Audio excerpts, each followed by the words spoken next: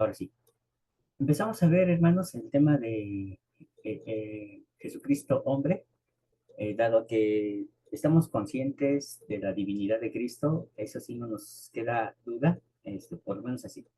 Se, se entendió cuando hice la pregunta en la clase pasada, no hay dudas respecto a que Jesucristo es Dios y sabemos que es el Dios de Israel, conocido como Jehová en la versión Reina Valera, es quien viene a esta tierra en el cuerpo de a quien conocemos como Jesucristo. Pero con respecto al hecho de que Jesucristo, estando en la tierra, fue 100% hombre, humano, ahí sí es donde tenemos un poco de conflicto. Así que eso es el tema que hemos estado abordando, o bueno, empezamos a abordar. Y comenzamos con la escritura que se encuentra en el encabezado, que es Primera de Timoteo 2:5, y de ahí nos fuimos a Corintios, donde se muestra que, así como por un hombre entró la muerte, así por un hombre la resurrección. De tal modo que vemos que ahí se aplica la justicia y técnicamente eso fue las dos escrituras que principalmente abordamos en la clase pasada. Me gustaría saber si hay alguna pregunta con respecto a la forma en la que Pablo se expresa sobre Jesucristo hombre.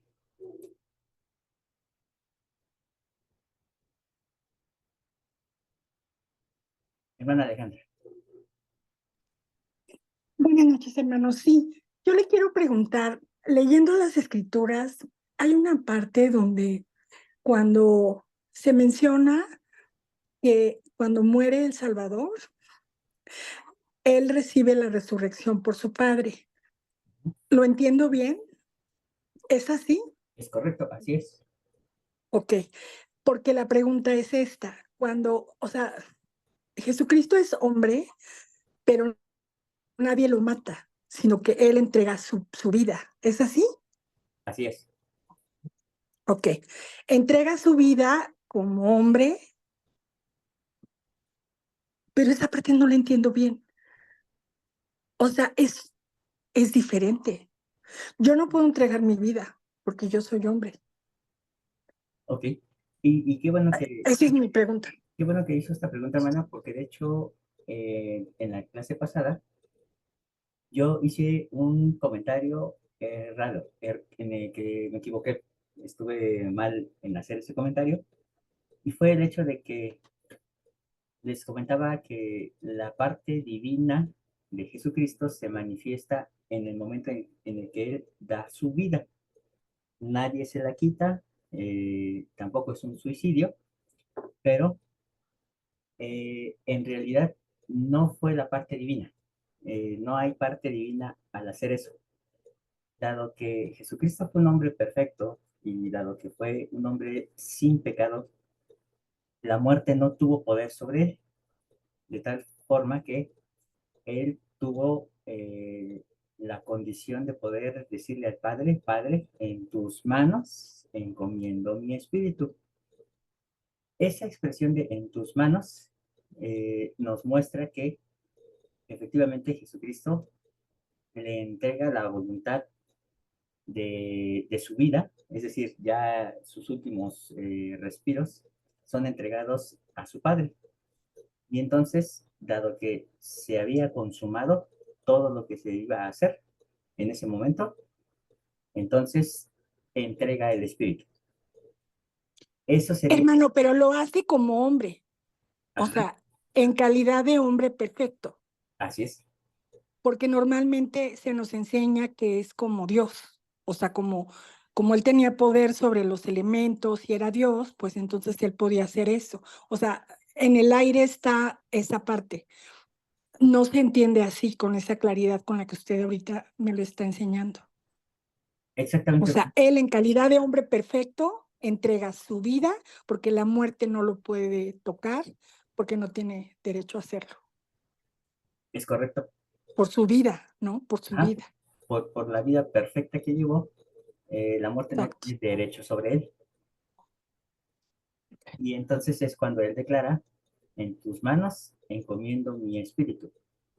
Y después declara, consumado es, que es cuando ahora sí, él dice, todo lo que se tenía que hacer ya se hizo. Y entonces ahora sí, muere, pero porque él ya había consumado todo y él de manera voluntaria entregó su espíritu a las manos del Padre, que es diferente a que alguien lo haya matado. Por eso es que él recibe el peso de la redención. Lo recibe en Getsemaní y fue tan grande que dice Doctrina y Convenios, hizo que yo, Dios, el mayor de todos, temblara a causa del dolor y sangrara por cada poro. Entonces, ahí esa agonía a un ser humano común, con pecados, ciertamente ya lo hubiera destruido. No obstante, él sigue vivo. Luego es vituperado, encarcelado y es flagelado. Ese acto de flagelación a muchos los mataban. O sea, ya no aguantaban los golpes y entonces morían en ese momento. Los que llegaban a sobrevivir ciertamente no habían pasado por Getsemaní, pero en cambio el Cristo sí pasa por Getsemaní, pasa esta parte de la flagelación, y ahí ya hubiera muerto.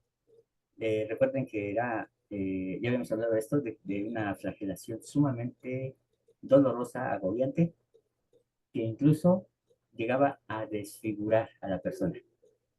Por lo tanto, él lo vive, llega al monte de la calavera, donde es crucificado, y ya la agonía era demasiada, tanto que ya al momento de que el soldado, cuando verifica si ya había muerto, le clava la lanza y ya no había tanta sangre, o sea, dice que sale agua y sangre.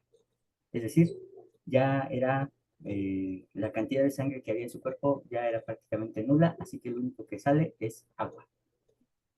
Y entonces, hermanos, vemos que no fue porque él de manera divina salió de su propio cuerpo, sino que él hizo la declaración de, en tus manos entrego mi espíritu.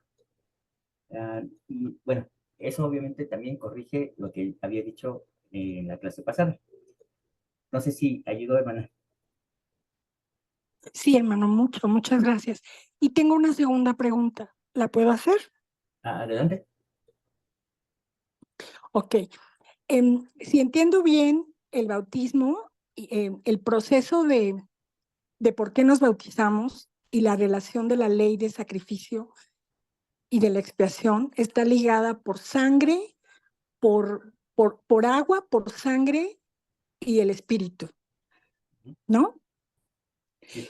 Eh, Nosotros venimos a la tierra como seres celestiales como resultado de la transgresión de Adán y Eva y que este proceso hace que haya sangre en nuestras venas, que nos hace corporales, Ujú, celestiales, ¿no? Ahora, cuando tú naces de nuevo, cuando el Señor dice que te es necesario nacer de nuevo para poder entrar al reino de los cielos, lo haces con las mismas condiciones, o sea, agua, porque te bautizas, te sumerges para representar la muerte de lo terrenal, ujú. si entiendo bien, y sangre, porque es la expiación la que te permite que tú puedas tener acceso a esa redención, y el Espíritu Santo, que sería lo que te permite santificarte. Pero yo me quedé pensando, hermano, leyendo las escrituras, en que este proceso se da en el cuerpo de una mujer, en el caso del nacimiento de un hijo, ¿no? Y me quedé pensando en que la similitud y la presencia del Espíritu Santo para que tú puedas entrar al reino de los cielos es similar. Y quería preguntarle si lo que yo encuentro tiene lógica. Por supuesto que sí, hermana. Al igual que en el nacimiento, que hay presencia de agua en el líquido amniótico que que envuelve al bebé y por el cual se nutre y se alimenta, así también por el agua, dice, guardamos el mandamiento, es decir, estamos ahí creciendo, fortaleciéndonos. Después dice, por el Espíritu sois justificados. En otras palabras, cuando nosotros ya estamos ahí, nuestra existencia queda justificada por la entrada de nuestro Espíritu y entonces ya somos seres. Y por la sangre que empieza a desarrollarse en nuestro ser, dice, somos santificados, es decir, apartados. Entonces, nosotros llevamos este mismo proceso del nacimiento hacia el nuevo nacimiento. Eh, el bautismo es una forma simbólica solamente, pero en realidad el hecho de que nos bauticemos es una forma en que se hace la presencia del agua y si se dan cuenta, en el lavamiento de los pies o en el lavamiento en las ordenanzas llamadas iniciatorias en el templo, también hay presencia de agua. Y entonces esto nos viene a colocar como reyes y reinas, sacerdotes y sacerdotisas en preparación. Es decir, ya estamos en un segundo nivel. Hay un tercer nivel que obviamente no hemos alcanzado, la mayoría no lo alcanza. Pero bueno, para allá vamos, ¿no? Esperamos que logremos esa parte donde finalmente vendrá una purificación de nuestro ser, que eso ocurrirá hasta Hermano, llegar al Mesías. pero usted en la clase pasada dijo que nosotros estábamos en el tiempo donde el Señor había dicho que nosotros íbamos a tener un cambio del corazón.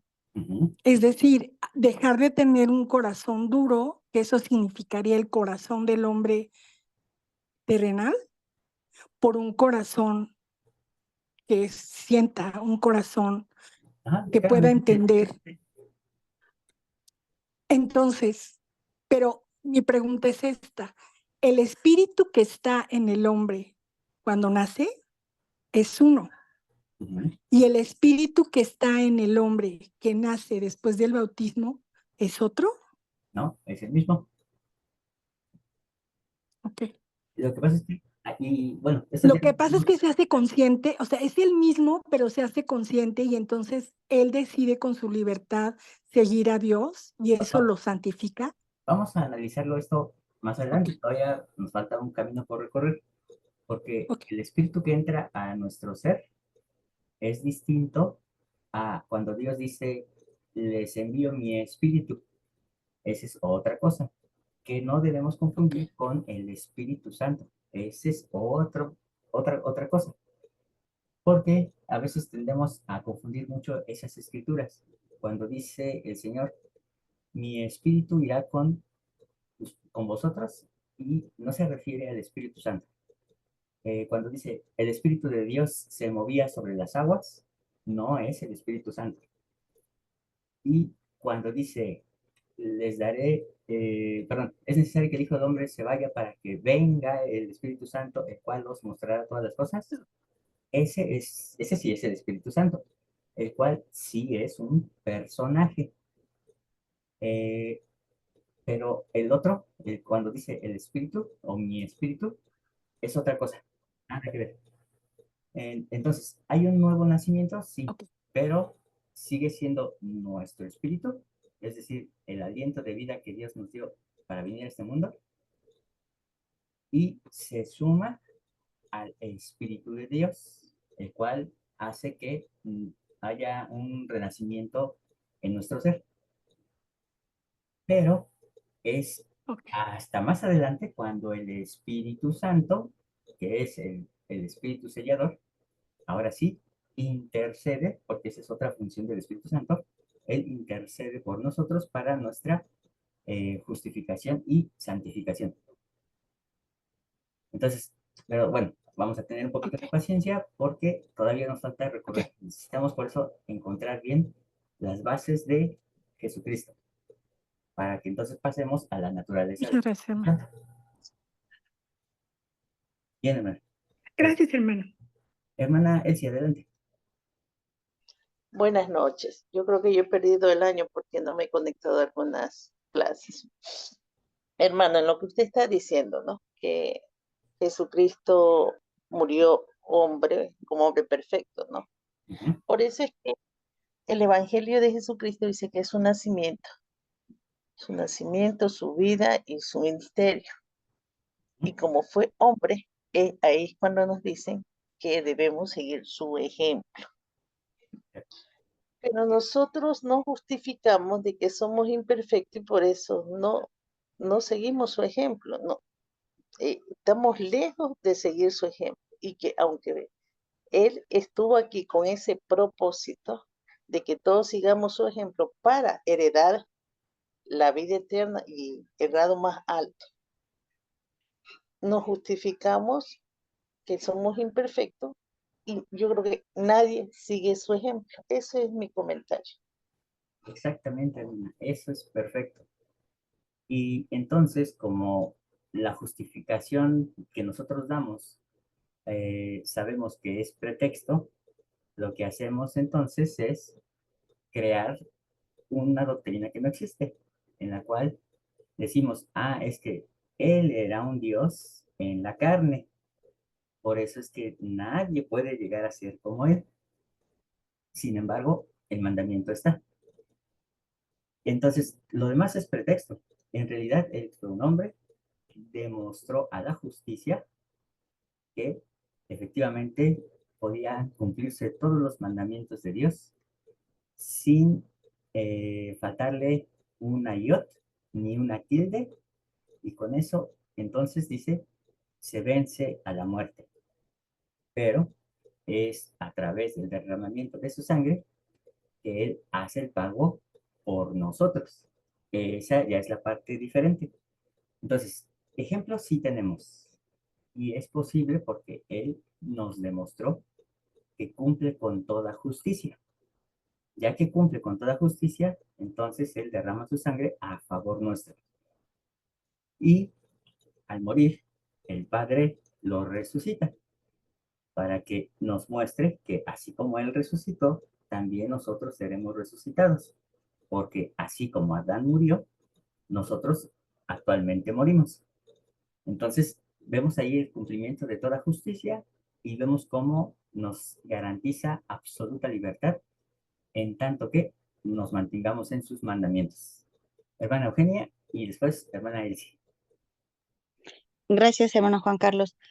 Eh, Solo una pregunta. Bueno, se habla de la justicia y acabo de buscar aquí en Google y dice, justicia es la ley inmutable y responsable de las consecuencias de nuestras acciones. Y entonces, cuando hacemos algo bien, vamos a estar bien. Entonces, cuando hagamos algo mal, esa es la justicia a la que tenemos que tener las consecuencias al no cumplir los mandamientos del Señor. Bueno, Y te más comprendo. adelante dice, justicia de Dios es la salvación divina que se ha hecho realidad en el presente de la vida del creyente. Muy bien. Y eso, Entonces, esa definición es correcta. Perdón, adelante, hermano. no, sí, ajá, del creyente. Y lo dice, principio moral que lleva a dar a cada uno de lo uno lo que le corresponde o pertenece. Ujú. Y luego dice aquí más adelante, dice, se dice Jesús de la justicia. Si su justicia no es mayor que la de los escribas y fariseos, ciertamente no entrarán ustedes en el reino de los cielos. Entonces la justicia quiere decir que tenemos que cumplir los mandamientos tal cual. Y si no los cumplimos, esa ya no va a ser justicia. Muy bien, es correcto. Ahora vamos a ver la perspectiva porque aquí es donde entramos en conflicto con respecto a la ley, porque muchos dicen somos salvos por gracia, no por las obras de la ley, pero hemos visto que la ley sigue vigente. Entonces, ¿cómo lidiar en en esa relación? ¿Somos salvos por la ley o somos salvos por la justicia? Entonces, en definitiva, la ley no nos salva. Ahora hay que entender por qué. Porque no hay mérito. Lo que hacemos al obedecer la ley simplemente es mantener nuestra libertad, seguir siendo libres para no ser echados en prisión. Pero si nosotros desobedecemos, entonces pues estamos bajo condenación. Y en ese sentido no hay mérito alguno, absolutamente para nada. Sin embargo, al existir la gracia y nosotros mantenernos en libertad, entonces somos herederos de salvación. De tal forma que la ley no nos salva, lo que nos salva es la gracia, pero para que la gracia funcione necesitamos estar en libertad. Y la única forma de estar en libertad es obedeciendo los mandamientos. De lo contrario, entonces, estaremos echados en prisión, en donde la gracia no le puede robar a la justicia. Y dice la justicia, yo te lo libero hasta que se pague todo lo que se debe. Y entonces la persona se queda ahí hasta que haya pagado, a menos que haya alguien que interceda a favor de él. Pero estamos hablando de que tendría que Cristo que volver a sufrir. Y obviamente eso no, eso ya rompe con la justicia. Entonces, ya sufrió. Entonces, Sí, bueno, perdón, justicia, gracia y ley están aunadas, ¿verdad? así es. En una ocasión, Ok, sí. cuando veíamos Romanos, yo les decía, cuando ustedes lean la carta a los romanos, van a darse cuenta de que cada vez que el apóstol Pablo habla de que somos justificados, él dice, somos justificados por su justicia. Y me resulta interesante que él no usará por su misericordia. ¿Por qué razón? Porque es su justicia y para eso debemos entender. Justicia significa que alguien está viviendo la ley y es lo opuesto a inicuo. Alguien que vive sin ley, alguien que es eh, que no tiene igualdad de derechos. Entonces, cuando no existe la igualdad de derechos, nos encontramos ante la iniquidad. Por eso es que la justicia de Dios, es decir, la igualdad de derechos, nos da la oportunidad de que todos recibamos gracia, pero siempre y cuando seamos personas libres. Si no somos personas libres, entonces la gracia no puede reclamarle nada a la justicia. Y es la justicia la que nos justifica. Qué bien me lo explicó. Muchísimas gracias, hermano. Me quedó claro y o sea, nuestro Padre Celestial en verdad que es grandioso junto con nuestro Señor Jesucristo. Gracias. Hacer, por supuesto que sí, o sea, realmente el plan es perfecto y nos crea mucho mejor claridad, porque obviamente empezamos a ver cómo en Cristo todas las cosas se empiezan como a resolver eh, de manera, iba a decir es como solita, pero en realidad falta que nosotros hagamos nuestra parte, ¿no? Carlitos, Gracias, Juan. Oye, un mormón de a pie, como los que vamos mañana a la capilla, ¿podemos llegar a este análisis y podemos llegar a la verdad de la justicia, la misericordia, la gracia de Dios, este, con las herramientas que se nos dan? sí, claro, ¿Se puede? por supuesto. Ahora, si se puede, la pregunta es, ¿por qué tanta confusión? ¿Por qué tanta confusión entre la enseñanza del Evangelio y por qué no se explica claramente? Déjame solamente citar a Nefi, porque él tiene una mejor respuesta que la que yo podría dar. Ah, Dice Nefi. Te lo digo antes de que me cites esta escritura, búscala. Te lo digo porque en el grupo, en otro grupo no lo menciono porque algunos de nosotros estamos ahí, pero todos sabemos en qué grupo es. Están, están enclavados en que si nuestras buenas obras son lo que nos salva, si es la misericordia de Dios lo que nos salva, si es el perseverar hasta el fin lo que nos salva, o si es de que yo soy bueno toda la vida, pero al último cometo un error y entonces con ese error se me borran todas las partes buenas de mi vida. Y entonces, debido a ese pecado, al final de mi vida, ya no puedo obtener la gracia. Entonces, hay hermanos, que aunque no lo creas, hay hermanos así, que dicen, no, pero si todas mis obras buenas tienen que contar, ¿cómo es que al final si hago algo malo, se me borran las obras buenas? Cosa que no es así. O sea, las obras buenas sí cuentan, pero no cuentan como un examen de matemáticas, que tienes 20 aciertos de 25. El perseverar hasta el fin, como yo lo entiendo, y pienso que así es la forma en que vas a ir cambiando tu vida. Cambias tu vida, cambias tu vida, cambias tu vida. No los puntos que acumulaste.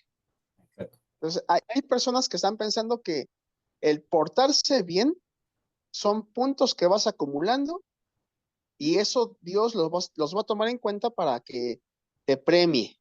Ajá. Pero pues ya algunos apóstoles han explicado que no es el cúmulo de puntos que acumulas lo que te salva, sino que es la gracia lo que te salva. Así es. Todos nosotros, por más que hagamos, no lo vamos a lograr la salvación por nosotros mismos. Ujú. Al empezar por la resurrección. O sea, ¿quién se resucita a sí mismo? Ese es el ¿Puedo hacer un comentario? Sí, hermana. Ahorita que acabemos esto, sí, hermano. Bueno, nomás que acaben. ¿Algo más, Carlitos? No, nada más Ok. citarme la escritura. Adelante, hermana Berenice. Es que hay una escritura, yo no sé si que tenga que ver con el comentario que hace Carlos, que está en Tercer Nefi 27:17. No sé si le pueda servir Tercer Nefi. para responder. ¿Sí lo quieres leer, Carlos? Sí, hermana. Tercer Nefi Es Tercer Nefi 27 y 17. 27. Tercer Nefi Tercer Nefi 27, 27 y 17. 17. Ajá, Ahorita lo estoy buscando y ahorita lo leemos, lo leo, hermano. sí. 27, 17. Ahora baja, súbele hasta el 17. 17.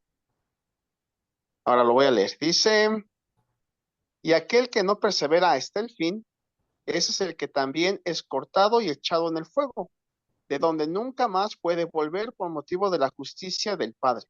Muy bien, hermana, sí. Y es que la confusión que yo estoy hablando, hermana, es que en el otro grupo están pensando, otro grupo, no el nuestro, están pensando que el cúmulo de buenas obras es lo que salva. Y entonces un hermano preguntó, si yo en mis últimos días de vida cometo un pecado, se me borran todos mis puntos buenos de obras buenas que he hecho en toda mi vida.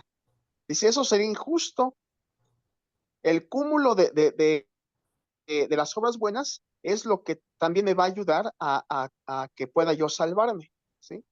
Pero ¿qué es perseverar hasta el fin? Obviamente que a mis 89 años, yo pienso, a mis 89 años con 11 meses, si cometo un pecado, obviamente que voy a cometer no nada más uno, muchos pecados todavía a mis 89 años con 11 meses.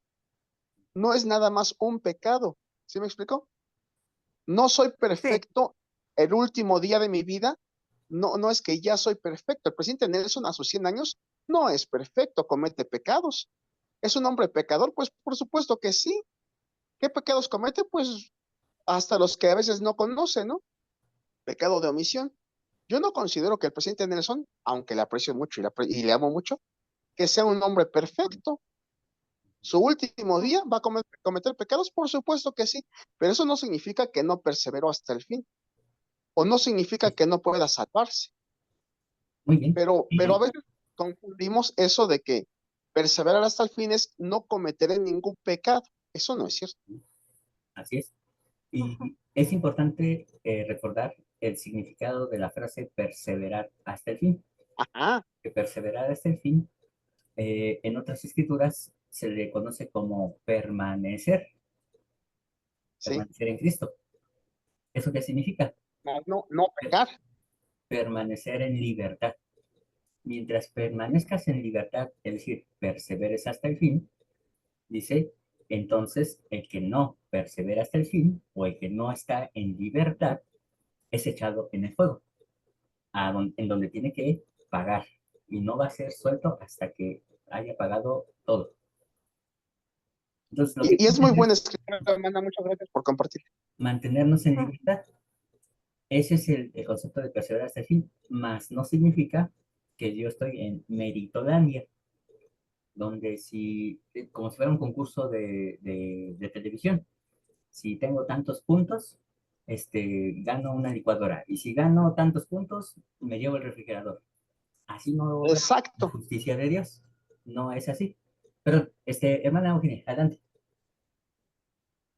Gracias, hermano Juan Carlos.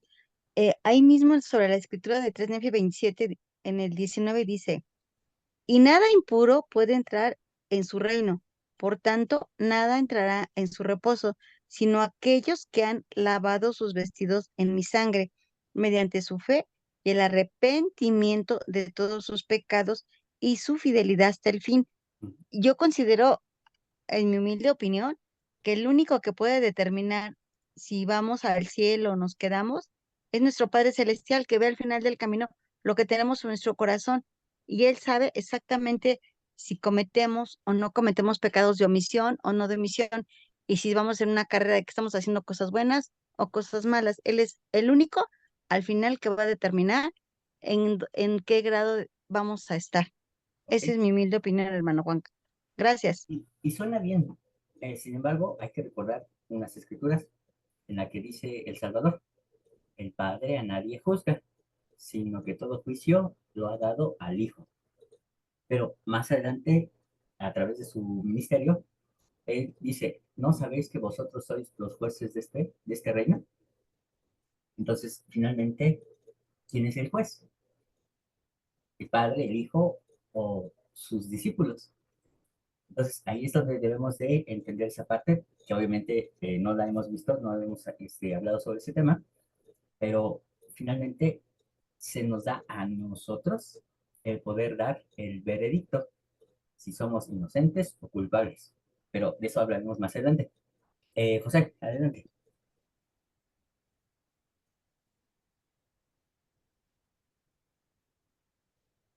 Hermano, Sí,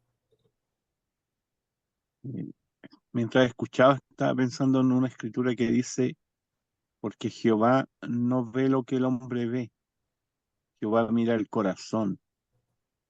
Yo pienso que en el día del juicio el Señor va a ver nuestro, nuestros hechos, nuestros sentimientos, si lo hicimos de corazón o lo hicimos porque se nos asignó, lo hicimos obligado o por quedar bien con las terceras personas. Eh, Usted dijo que le iba a buscar la escritura a Carlito. sí. Yo la tengo aquí, Alma 37:11. Y Bueno, todavía no me han sido revelados plenamente estos misterios. Por tanto, me refrenaré. A ok. veces, a veces hay hermanos que quieren ver bajo el agua. Y, y se van, aquí en Chile decimos se van en la bola. Y dicen, no, la gracia nos salva, no, la misericordia, no, tus obras, la fe sin obra es muerte y todo.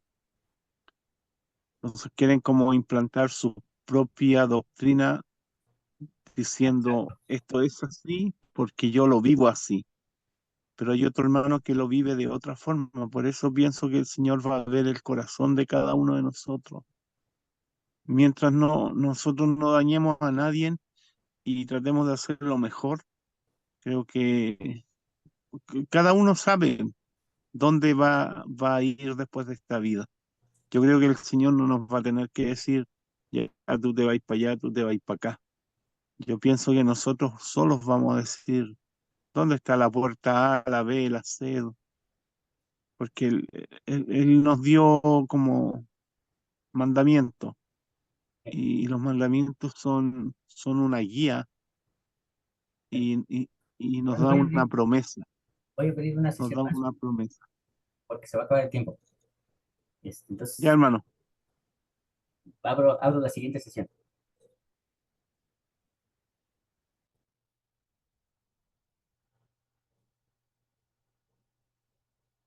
Bien. Perdón, hermano Yusef, ¿quiere agregar algo más? no, hermano, era eso. Ok, le agradezco, hermano. Hay algunos niveles de historia, ¿no? Hay algo, hermanos, bueno, que sí, me gustaría responder la pregunta de Carlitos de por qué hay de todos modos tanta confusión, si se supone que es la iglesia verdadera, si se supone que tenemos profetas y apóstoles y revelación personal y un montón de cosas, ¿no? Pero pues nadie lo aplica, ¿no? Y bueno, Nefi nos da la respuesta. Después de que nos habla de que hay doctrinas que se iban a enseñar en la iglesia, no fuera de la iglesia, nos dice lo siguiente, sí, y habrá muchos que de esta manera enseñarán falsas, vanas e insensatas doctrinas, y se engriarán en sus corazones y tratarán afanosamente de ocultar sus designios del Señor, y sus obras se harán en las tinieblas, y la sangre de los santos clamará desde el suelo contra ellos. Sí, todos se han salido de la senda, se han corrompido a causa de el orgullo, a causa de falsos maestros y falsa doctrina. Sus iglesias se han corrompido y se ensalzan, se han infatuado a causa del orgullo. Roban a los pobres por motivo de sus bellos santuarios, roban a los pobres por razón de sus ricas vestiduras y persiguen a los mansos y a los pobres de corazón porque se han engreído con su orgullo. Llevan erguida la cerviz y enhiesta la cabeza. Sí, y por motivo del orgullo, de la iniquidad, de abominaciones y fornicaciones, todos se han extraviado, salvo unos pocos, que son los humildes discípulos de Cristo. Sin embargo, son guiados de tal manera que a menudo yerran porque son enseñados por los preceptos de los hombres. Ahí está la respuesta. No lo dije yo, lo dijo el Nefi. Este, y entonces, hermanos, es importante que nosotros eh, pongamos un filtro, así como cuando ponemos el filtro al agua de nuestras casas, para que tratemos de obtener agua limpia y de esa manera entonces extirparle esos preceptos de hombres a la doctrina pura. Pero eso lo tenemos que hacer nosotros, hermanos. No lo va a venir a hacer el profeta a mi casa, sino que yo tengo que hacerlo en mi casa. Y así cada uno de nosotros en nuestras casas debe de asegurarse de que el agua que está cayendo en su tinaco sea limpia. No agua estancada, no agua con impurezas o contaminada. De ahí la importancia del estudio personal. Eh, de ahí la importancia de la revelación personal. Cuando decíamos que el Espíritu nos daría un corazón de carne y quitaría el corazón de piedra, no se trata de una renovación completa de nuestro ser, sino que se trata simplemente de este acto de conciencia, de decir, bueno, ahora ya no solamente obedezco por obedecer, sino que está entrando en mi ser, lo estoy asimilando y cuando sé que hay nutrición es porque es verdadera comida, porque verdaderamente es cuerpo y sangre de Cristo. Pero si yo estoy recibiendo el alimento y me doy cuenta de que solo es pastura, pan con lo mismo y no hay nutrición, entonces algo está mal y debo de corregirlo. Pero eso lo voy a hacer yo. No lo va a venir a hacer ninguno de los 12 apóstoles ni un 70 a mi casa. Es el estudio personal y la comunión con el Espíritu Santo. Y aunque se enseñaran muchos preceptos desde cualquier púlpito, todo ser humano tiene el deber de cambiar su corazón de piedra en un corazón de carne. Y qué bueno que estamos en esta época en la que se derrama el Espíritu Santo para que, finalmente, hermanos, ya para concluir nuestra clase de hoy, recordarles que el siguiente punto para poder definir la naturaleza de Yeshua, conocido como Jesucristo, es saber que es hijo de David. Y si es hijo de David, entonces tendría que ser hijo de José, no de María. ¿Por qué de David? Digo, ¿por qué de José? Porque es la línea masculina la que hereda el trono al hijo. No hay quien herede, no hay mujer que herede el trono a su hijo.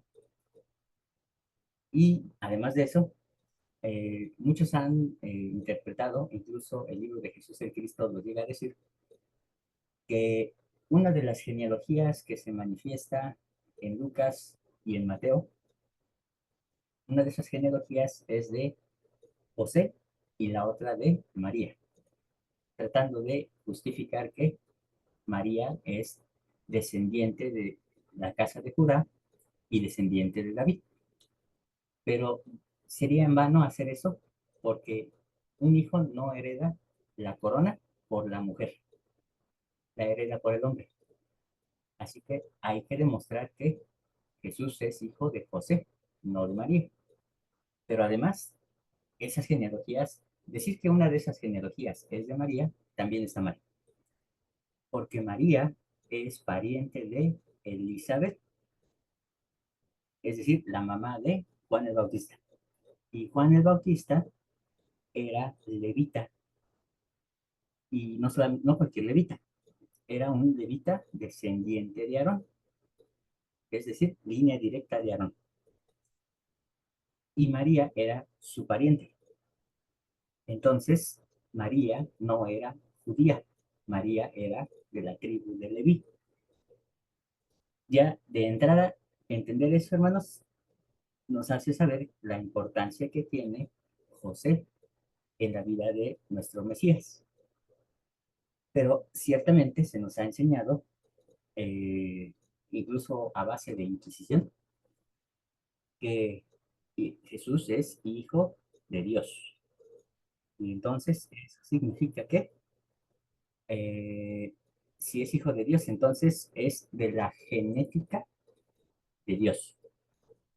Y eso es un grave error, porque ya hemos visto, de hecho, desde la primera lección, vimos que decir hijo de Dios es un hebraísmo y se refiere solamente a aquellos que han hecho convenio con él y que además tienen un llamamiento especial, como fue el caso de Aarón, y él tuvo que ser un lavado y ungido, o como es el caso de los jueces y reyes, que también eran lavados y ungidos.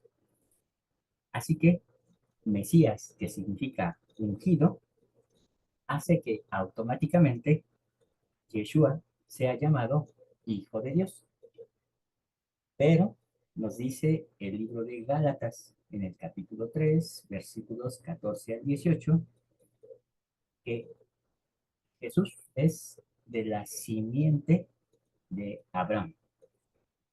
Y ese, ese capítulo y versículos decidí tenerlo aquí en pantalla porque evidentemente necesitamos analizarlo muy bien. Y eso significa que tendremos que acudir un poquito a la eh, gramática griega, que es el idioma en el que se escribieron las cartas de Pablo. Y entonces dice, primeramente, ok, versículo 16, dice, eh, ok, lo que se pronuncia como simiente en griego es la palabra, es que aquí viene, y fíjense, es un error del sistema que me llamó la atención, porque es esperma. Sin embargo, el mismo sistema lo dejó como espermatozoides, pero la palabra en sí es esperma. Entonces, dice que Cristo es de la simiente de Abraham, usando la palabra esperma, que se traduce como semilla, simiente o descendencia.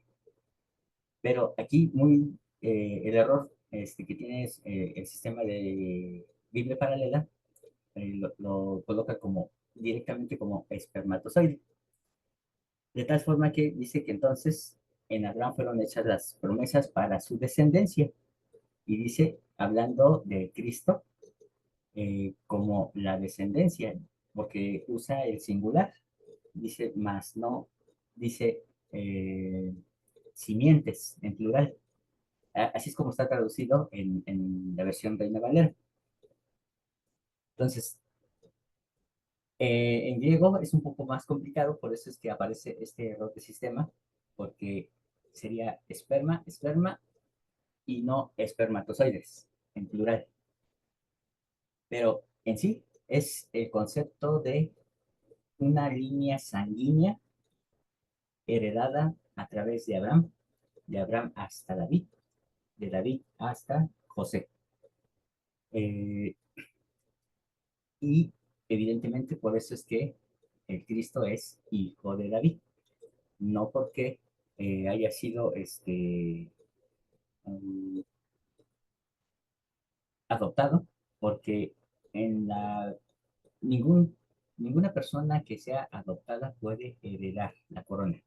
No existen, y perdón que voy a usar esta palabra, pero esa es la palabra que se usaba en el Israel antiguo. eh, los bastardos no heredan la corona. No existe ese concepto. Entonces, eh, era imposible que si el Mesías fue adoptado, no podía heredar. Ahora bien, dice aquí, esperma, aquello que se siembra, es decir, semilla. Este es el término que se usa en griego y hace referencia, como evidentemente sabemos, el esperma es un fluido que permite la reproducción. Entonces, si realmente Cristo es hijo de Dios, es decir, literalmente hijo de Dios, entonces Brigham Young tendría la razón. Dios bajó de los cielos a tener relaciones sexuales con María. Pero eso, evidentemente, no ocurrió. O tendríamos que aceptar lo que dice la Iglesia Evangélica, que Cristo es hijo del Espíritu Santo, no de Dios, ojo, ¿eh? ¿Por qué? Porque dice, el Espíritu Santo vendrá sobre ti, te cubrirá con su sombra, y entonces el ser que nacerá de ti será llamado Hijo de Dios. Pero evidentemente tendríamos entonces que creer en la Trinidad, es decir, en los tres dioses en uno. Y sabemos que eso no existe, porque son tres seres completamente diferentes. Si se dan cuenta, o sea, de cómo la doctrina es muy, nos obliga a tener que recurrir a buscar la verdad, a saber entonces cómo suceden las cosas. Dice Juan capítulo 12, versículo 24. Y eso lo declara el Salvador. De cierto os digo que si el grano de trigo no cae en la tierra y muere, se queda solo, pero si muere, lleva mucho fruto. Y entonces él se consideraba a sí mismo un grano, un esperma, una simiente. Y entonces él dice, si esta simiente cae a tierra, no, pero no cae a tierra, va a morir solo. Pero es necesario que caiga a tierra, que muera, y entonces, ¿qué ocurre? Que deja de ser semilla y se convierte en árbol, que da muchas ramas y muchos frutos. Es muy peculiar el hecho de que se usen estas palabras porque, en efecto, en el idioma hebreo y arameo, todo esto era bastante comprensible. Para nosotros puede resultar estruendoso a nuestros oídos porque mm, llevamos casi 2000 años de una bonita tradición navideña, que es un cuento. En realidad es un cuento navideño, pero eh, no hay tal cosa como el hecho de que eh, Cristo no haya sido hijo de José. Pero la gran pregunta es, ¿cómo es que es hijo de José si la propia María dijo, no conozco varón? Y quizás ustedes recuerden que cuando vimos el Antiguo Testamento, en algunos barrios se mencionaba mucho la profecía de Isaías, donde dice, aquí que una virgen concebirá. Resulta que en hebreo no dice virgen, dice doncella. Y una doncella pues es una mujer joven. Pero algo que no han sabido manejar muchas personas es el concepto de alma, que es la palabra en hebreo. Y empiezan a complicarse diciendo doncella como mujer joven. Pero en una alma es una doncella, es decir, una mujer joven que no ha tenido menstruación. Entonces, imagínense qué edad tenía María cuando recibe la visita del ángel, que todavía no tenía menstruación, pero obviamente ya estaba comprometida, porque en aquella época los compromisos se hacían desde la infancia. Y se dice que José ya tenía alrededor de 47 años. Entonces, en nuestra época se llamaría pederastía, pero, ups, a veces no me bloquearon en YouTube. Pero bueno, eh, finalmente, um, era la condición de la época. María sí tuvo que haber sido protegida por el Espíritu Santo. ¿Para qué? Para hacer algo que nosotros llamamos inseminación artificial. ¿Se acuerdan que cuando hablamos de que Adán y Eva comieron del fruto del árbol y en realidad no era una manzana ni un kiwi, sino que es una alegoría para hablar de las primeras relaciones sexuales? ¿Cómo es que Eva aprendió que era deleitable y que era necesario para poder continuar las simientes? Y entonces se le abren sus ojos y le dice a Abraham, mira, aprendí esto, ven, prueba, a ti también te va a servir. Y bueno, ese aprendizaje no era la forma en la que Dios quería que ellos lo aprendieran. ¿Por qué? Porque existe otra forma, una forma no violenta, una forma que no interfiere con la espiritualidad. Las relaciones sexuales en el mundo caído sí intervienen con la sexualidad, perdón, con la santidad de una persona. Finalmente, hermanos, lo que pasa con María es que el Espíritu Santo la protege para que ella pueda concebir de José sin necesidad del acto violento de las relaciones sexuales, además de que ella todavía no tenía menstruación.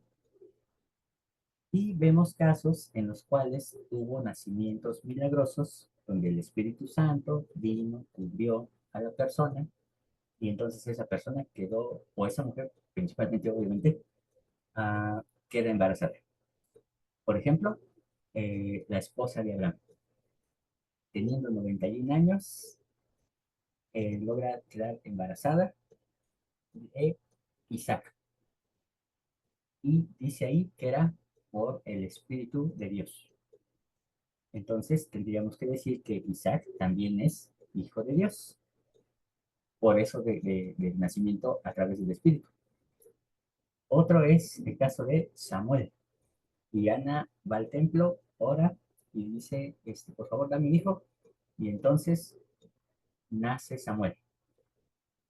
Y diríamos que Samuel también es hijo de Dios. Sansón, otra persona que también se hicieron ruegos para que naciera de manera milagrosa.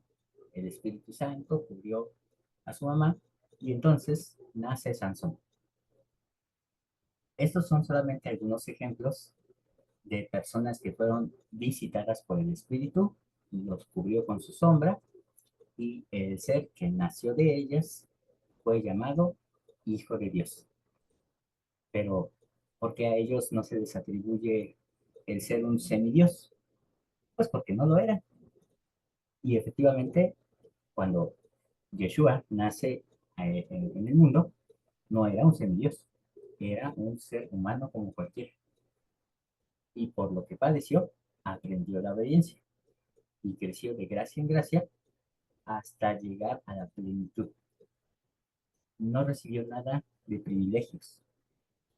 Cuando él tiene las tentaciones, efectivamente, él tuvo que lidiar con los tres niveles que hemos hablado. El primer Satán, el segundo Satán y el tercer Satán, para poder demostrar que efectivamente podía vivir sin pecado. Y hermanos, el saber esto a muchos les causa dolor porque creen que están restando la divinidad de Jesús, pero no es así.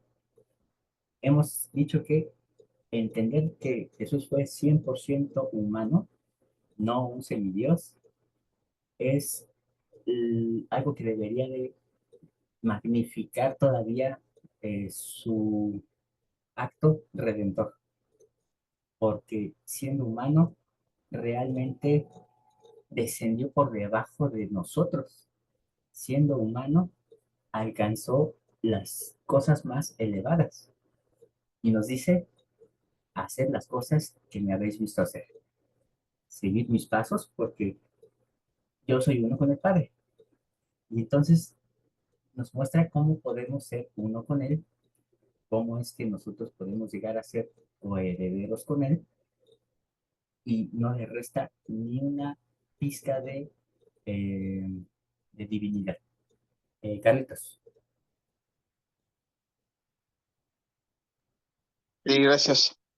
A ver, entonces, eh, nosotros somos humanos, mortales, Ujú. y esperamos llegar a la salvación por la gracia y la misericordia. El Salvador en algún momento necesitó de la gracia y la misericordia para poder llegar a la salvación. Esa es una pregunta.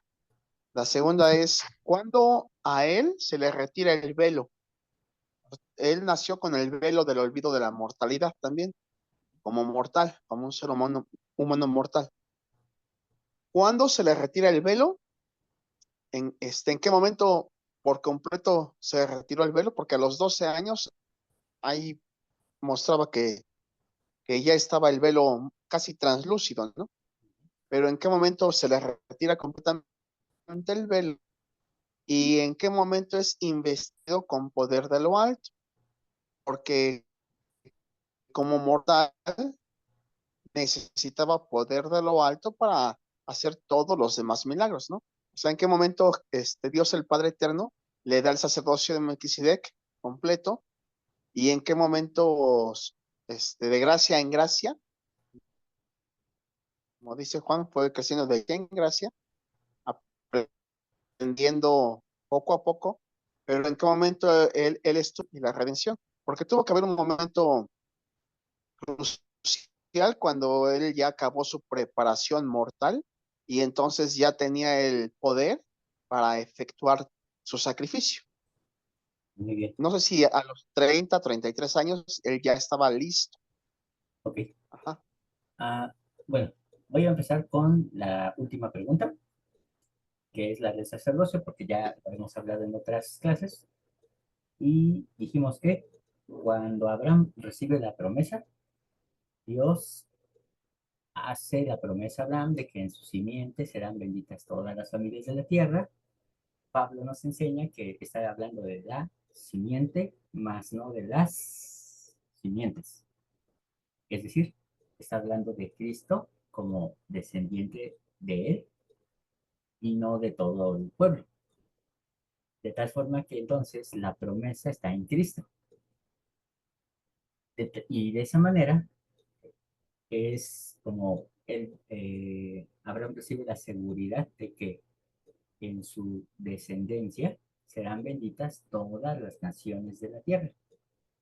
Pero dice el libro de Hebreos, y Abraham creyó a Dios y le fue contado por justicia. Y también lo dice en Génesis.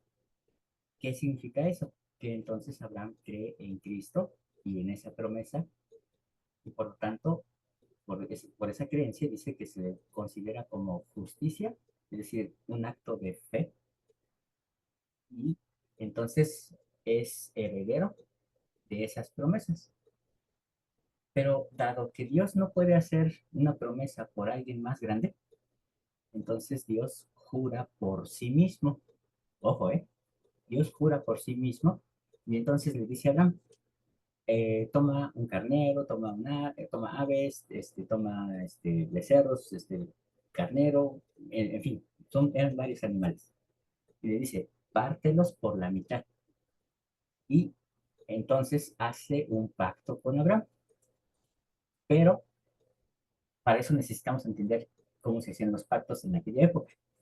Yo hacía un pacto con otra tribu y entonces cortábamos un animal y lo que hacíamos era pasar en medio de ese animal, ambos los que hicimos ese convenio, y decimos la siguiente frase: así me haga Dios si falto a este convenio. Es decir, que me parta Dios si yo violo este pacto que hemos hecho. Y de esa manera es como después eran consumidos los animales y parte de su carne la comían las familias que habían participado de este convenio. ¿Para qué? Para que mostraran que así como eh, yo como la comida de él y él come la comida mía, entonces así somos una sola familia. Y entonces por eso es que los pactos que se realizaban eran más de honor y de sangre que de firma y acuerdo, ¿no? Y económicos. Dios no puede pedirle a Abraham que haga juramento con él porque Abraham es un humano imperfecto. Ah, y pues, ¿quién va a estar al nivel de Dios? Así que Dios es el único que pasa en medio de esos animales diciendo, así me haga yo mismo si falto a esta promesa. Ese juramento es lo que se llama el sacerdocio de Melquisedec. Por juramento, él prometió que en Cristo serían benditas todas las familias de la tierra. Es decir, que cuando Cristo nace, él ya trae sacerdocio de Melquisedec. Pero ojo, hemos dicho, el sacerdocio de Melquisedec se recibe por juramento y convenio, no por la imposición de manos. La imposición de manos que nosotros recibimos es solamente simbólica. Cuando alguien actúa como Cristo, entonces el sacerdocio se manifiesta. Pero si alguien pretende fingir o hacer que hace como que está haciendo justicia, entonces el sacerdocio se retira y no hay tal sacerdocio en esa persona. Entonces, así es como él recibe su sacerdocio. Ella nace con él, pero solamente se manifiesta cuando es necesario. Y eh, es por juramento y convenio. ¿Cuándo se hizo el juramento? Con Abraham. Y ese convenio que lo hizo, ¿con quién? Con Abraham. No hay convenio con nosotros porque nosotros ni siquiera alcanzamos a parecernos a Abraham. Entonces, cuando Abraham se hizo la promesa y desde entonces fue decretado y dijo, tú eres mi hijo, eres sacerdote para siempre. Es un decreto que ya fue anunciado desde que hizo el pacto con Abraham. Entonces, así es como debemos de entender el sacerdocio de Cristo. Eh, bueno, primeramente, Carlitos, ¿sí se comprende entonces cómo lo obtuvo? Sí, o sea, con esta explicación que das, entonces no era necesaria una imposición de manos, Es correcto. ¿no? Ajá. Ah, Lo digo porque muchos piensan y nos hacen creer que sí es necesaria la imposición de manos. Nosotros que somos mortales de a pie, ¿sí necesitamos un simbolismo de imposición de manos entonces? así es. Nosotros solamente como símbolo, más no es necesario. Ok. Ahora, de Abraham para acá y de Abraham para atrás, también se hizo convenio. Dios hizo convenio con Adán, con Llevaban Noé. algo llamado sacerdocio patriarcal. El sacerdocio patriarcal es por tribu y se hereda al primogénito. Ok. Y también le imponían las manos. Ah, ajá, bueno, es que era un sistema muy complejo, porque obviamente también había lavamientos, bautismo, en fin, un montón de cosas que se realizaban para que recibiera sacerdocio, que era lo que le daba la autoridad en la tribu. Ok, Entonces, no había tal cosa como primera presidencia en los días de Adán. claro. Entonces, el sacerdocio de Melquisedec es este juramento que Dios el Padre hace con Abraham. Exactamente. No lo hace Jesucristo, lo hace Dios el Padre. Ajá. Es juramento y convenio. Juramento y convenio. Muy bien. Bien, Bueno, ahorita ya no me va a dar tiempo de resolver toda la pregunta completa, pero le voy a dar el tiempo a hermana Alejandra y después a hermano Enrique, ¿sale? Muy rápido y muy breve. Hermano, un comentario. Yo lo que leí referente al sacerdocio de Melquisedec, recuerdo que era referente a que los hombres que recibían este sacerdocio lo hicieron en la preexistencia. O sea, y además la escritura menciona que fue algo que se les entregó a todos los hombres y solo aquellos que demostraron una fe y un amor y, o sea, tuvieron que demostrar ciertas características, recibieron este convenio y fueron sacerdotes. Así Y es. además el porcentaje era menor. Quiere decir que esto es algo que surgió en la preexistencia. Ellos ya son sacerdotes desde allá. Y lo que no entendí bien, no sé si lo entendí bien ahorita, es, por ejemplo, el hermano Carlos le menciona de los sacerdotes antes de Abraham, que fue Adán y todos los que surgieron.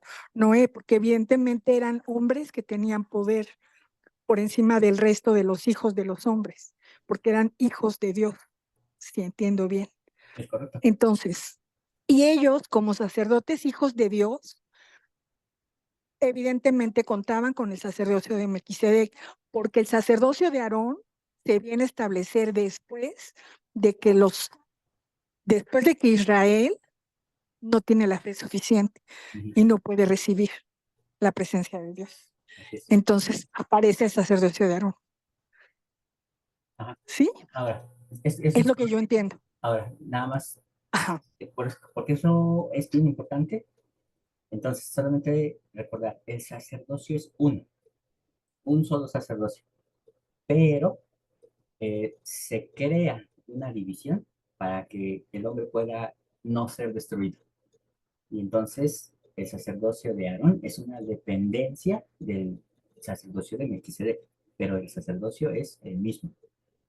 Y el sacerdocio patriarcal es el sacerdocio original, eh, que sería el santo orden del sacerdocio según el orden del Hijo de Dios, pero en una forma patriarcal.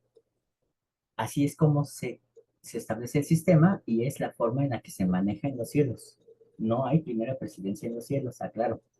Y entonces es Además, patriarcal. perdón, si usted está mencionando, perdón, si está mencionando sacerdocio patriarcal, está hablando de familia, está hablando de mamá, de papá, de hijos, Ajá, porque no eran los grupos más grandes. Estamos hablando, incluso Leí con sus hijos inicia así en América, así es, sí. Así es como es. como un sacerdocio patriarcal, ¿no? Así es. Y eso nos hace entender que hombre y mujer tienen el mismo sacerdocio. Nuestra Madre Celestial es con sacerdocio, así como Dios. Entonces, fueron preordenados no Wow. solamente hombres, sino también mujeres. Bien. Imagínese, imagínese qué impresionante lo Sí, que nos está perdóname, es que diciendo ya me quedan 2 y minutos. cómo la Sigan, hermana. doctrina de hombre, sí, yo sé. Es muy impresionante lo que está diciendo. Gracias. Sí, hermano Enrique. Bueno, pues ya es poco el tiempo. Juan, nada más rápido. Solamente ya, bueno, ahorita lo que explicas acerca del sacerdocio de Melquisedec de Jesucristo está muy bien. No puede haber otro ser que pueda recibirlo como él, digo, el caso de Alma y José Smith. ¿Esa sería la pregunta? Sí, Ok. Todos,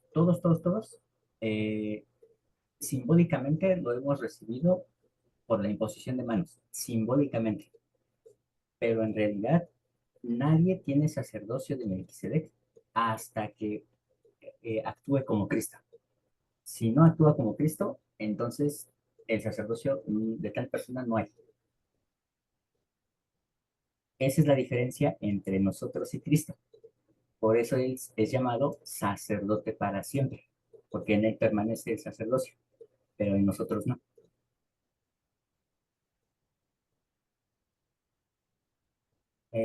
No sé si eso ayudó a la respuesta, hermano. sí, está bien, Juan. Ok. Hermano Yusef, Tengo una pregunta. ¿sí? ¿Lucifer tenía el sacerdocio, Así es, sí, y lo sigue teniendo. pero tenía el sacerdocio mayor o el sacerdocio menor? Es uno solo, acuérdense, es un solo sacerdocio, solo aquí en la tierra se dividió para que el hombre no fuera destruido. Ya, Entonces, sí, el santo sacerdocio, según el orden del Hijo de Dios, lo tenía Lucifer y lo sigue teniendo. ya, hermano. Esa era mi consulta. Muy bien. Bien, hermanos, yo sé que quizás han surgido más preguntas, quizás tengan todavía ahí necesidades de saber un poco más. Está bien, vamos primero a masticar esto que acabamos de hablar. No nos va a dar tiempo de hacer la oración, hermanos, pero terminen ustedes con oración. Ah, Mediten en estas cosas. Ah, yo sé que mucho de lo que hemos hablado en esta sesión sale de la ortodoxia, pero les aseguro que hay escrituras que respaldan esto. Y evidentemente necesitamos tener claridad en los conceptos. ¿Qué es el sacerdocio? ¿Qué es Satán? Ojo, ¿qué es? No quién es, sino qué es Satán. ¿Qué es Cristo?